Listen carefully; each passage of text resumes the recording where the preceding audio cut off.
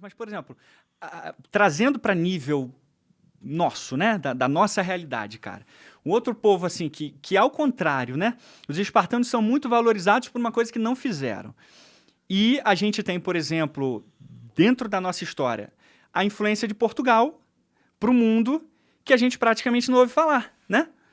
Tipo assim, se você parar A gente só ouve falar aqui do Brasil, né? Que eles colonizaram e tal. E ouve falar mal pra caramba, né? É, sim. Tipo, a desgraça do início ao fim, né? Sim, sim. Você não ouve falar, tipo assim, como que o impacto, por exemplo, das navegações, como que mudaram o mundo, né, cara? Porque você imagina, uma criança aprender só que foi escravizado, matou todo mundo, destruiu o Brasil, né? Você fica com a percepção que eles foram os maiores, tipo, que eles só fizeram mal pra humanidade. Como se eles fossem diferentes de qualquer outro povo, cara. Sim, sim. Entendeu? Como se os europeus é que fossem o câncer da história, mas todos os povos, em todas as épocas, sempre tiveram suas próprias ambições. Claro. O fato é esse. E eu ouvi falar que a maioria das pessoas, os índios que morreram aqui, não morreram sendo mortos, morreram por causa de doenças. Isso é o que os estudos dos últimos 20 anos têm mostrado. Então é recente. Os últimos 20 anos com a arqueologia, os achados, as pesquisas de ossos, né, do DNA, têm apontado, assim, largamente para a doença. Então, de fato, cara, você imagina, o português chegar aqui, meia dúzia de português, cara. Meia dúzia de português contra mais de 5 milhões de indígenas que tinham espalhados aí pelo Brasil, né? Os caras conseguiram matar todo mundo, assim. Simplesmente matar todo mundo, não cara. parece factível, né?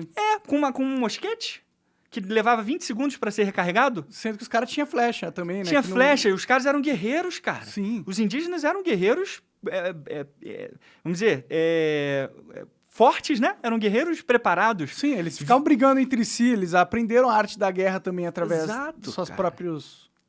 Então, assim, eles tinham todo esse preparo para encarar um invasor, sim, cara.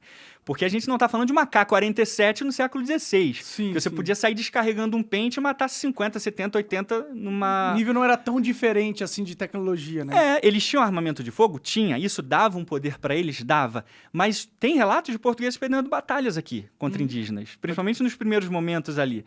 Porque os indígenas conheciam o terreno, podiam fazer alianças com outros povos, né? Tinham, além disso, a própria arte da guerra deles. Então, vários fatores faziam os indígenas serem fortes também do ponto de vista bélico, né? Mas, assim, é aquela velha história do opressor e oprimido, né, cara? Então, tem uma narrativa que impede, basicamente, de ver o lado bom, positivo da situação, né? Imagino que, tipo, a invenção, digamos assim, da navegação é aquém a invenção do avião da era moderna, né? Sem dúvida. Tem historiadores famosíssimos, assim, respeitadíssimos, que comparam com a era espacial. Com ir à Lua, por exemplo. Se for para pensar, né? Os caras travaram o globo. Exatamente, o ponto é esse. Agora, você imagina o seguinte, Monark, você tá lá num navio, porque o que a gente aprende pouco, e quando a gente aprende, isso eu digo por experiência própria mesmo, né? Quando você aprende superficialmente, porque você tem as agendas mais específicas para tratar, né? Então, essa parte aí da conquista, da influência para o mundo é pouco falado. Caravela. Uma navegação, uma invenção portuguesa, né? O galeão de guerra, uma outra invenção portuguesa.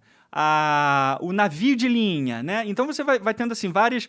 A carraca, na verdade os três principais, a caravela, galeão e a carraca, foram os navios usados para desbravar o mundo, cara. E se não fosse por essa invenção que foi dos portugueses, a gente não tinha isso.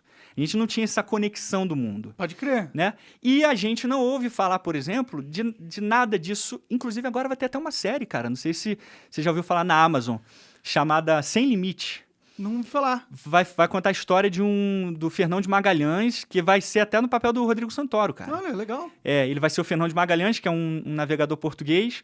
E o cara, né, é o primeiro a fazer a primeira navegação global. Global? Foi o primeiro não? Foi o primeiro... Ele morreu um pouco antes, mas foi ele que arquitetou todo o plano da primeira circunnavegação global. Mas que louco devia ser naquela época. Loucura, imagina você descobrir, a gente tem noção que tem um outro continente aí.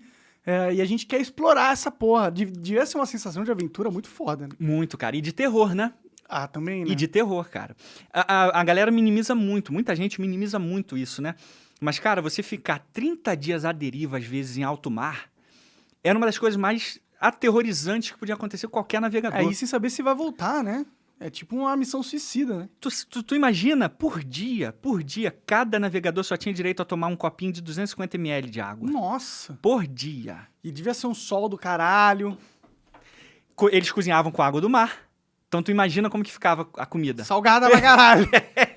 Aí vai precisar de água pra... Porra, entendeu, cara? Então, deve ser muito difícil, né? era difícil. Escorbuto, cara. Doença por falta de vitamina C. Aham. A galera literalmente ia apodrecendo no mar. Né? Ia apodrecendo. Claro, fizeram muita, vamos dizer, do ponto de vista histórico, óbvio que a gente nunca vai esquecer e nunca vai dizer que a escravidão foi uma, simplesmente qualquer coisa, Não, né? é horrível. Horrível, ruim cara. Pra caralho, sim. Não tem como você fechar os olhos pra isso. Isso tem que ser contado. Sim, mas não foi só isso que aconteceu também, né? Exatamente. E assim, fazia parte da época, cara.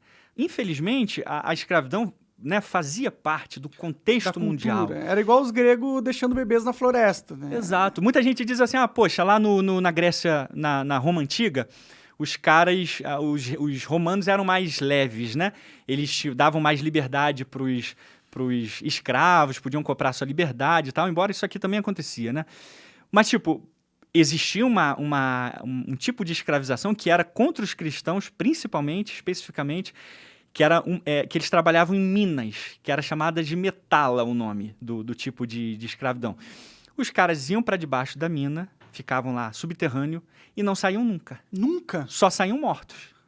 Então, uma vez que o cara ia para debaixo da terra trabalhar nas minas, ele só saía morto. Caralho, parece muito cruel essa porra. Sem dúvida. Mas assim, a gente só vê esse lado, no lado romano, escravização romana é uma escravização mais branda, cara, que nada. Mas a gente tem essas outras nuances aí que são muito intensas. Então, escravização, cara, é sempre ruim, em qualquer época. Claro. Só que ao mesmo tempo, se você estivesse lá, você fazia alguma coisa diferente, cara? Não sei, né? Eu acho que se eu estivesse lá, provavelmente eu era um escravo. Né? Pois é, cara. Se eu estivesse lá, se fazia parte da cultura, 99% das pessoas achavam que era normal, eu faria diferente? Pô, é bem difícil, né, cara? Sim. Fazia parte da época. A chance de eu também fazer parte desse tipo de esquema era muito grande. Só que hoje existem os iluminados, que estão acima de todos e que mesmo se voltasse 500 mil anos, agiriam diferente do que todo mundo lá no passado agia, entendeu? Parece. Mas não é assim. Então a gente tem que saber separar as coisas, né? Mas, por exemplo, esse lance, não só dos portugueses, holandeses também, cara, tem muita história que não é contada e que foi, assim, coisa épica, cara. Pode crer. Coisa épica, sim. Rapidinho, ô Coca. Você acaba de assistir um corte do Monarch Talks, agradeço demais, mas se você quiser ver o vídeo na íntegra e acompanhar ao vivo todas as transmissões, você tem que ir lá no rumble.com/monarch para não perder nada. Segue a gente lá.